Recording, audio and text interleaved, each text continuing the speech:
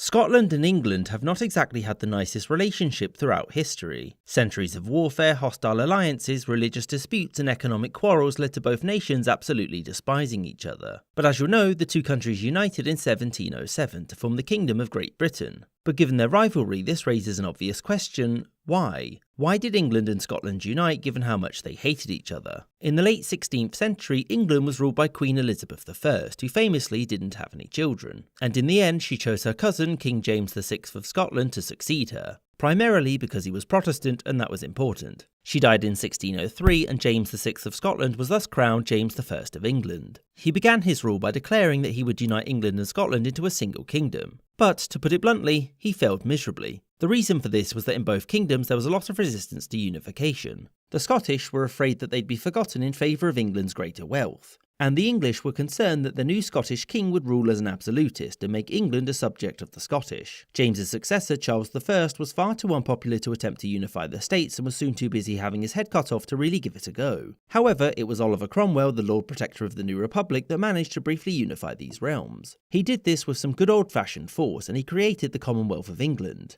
Of course, he would himself die and the Commonwealth died shortly after him. And when the Stuart dynasty was restored, the realms were separated once more. Despite being politically independent again, Scotland's troubles were here to stay. The English Parliament passed laws which prevented foreign ships from trading with the country. Furthermore, England's constant wars with Scotland's main trading partner slowed Scotland's economy down too. Fearing economic ruin, a group of Scottish nobles launched the Darien Scheme, a plan to colonise part of what's now Panama in Central America. The hope being that this new colony could be used as an overland route to trade between the Atlantic and Pacific Oceans. The scheme was very expensive and required using a fifth of Scotland's total wealth at the time. A colony, New Edinburgh, was established here in 1698 and would stand the test of time. For 2 whole years. It was at this point that disease and a Spanish blockade killed the colony, meaning all of the money was lost, thereby bankrupting many Scottish nobles. The Scottish had hoped that the English would open up trade to them to help them get some of the money back, but fun fact, no. And thus, when Queen Anne took the throne, the Scottish Parliament passed the Security Act,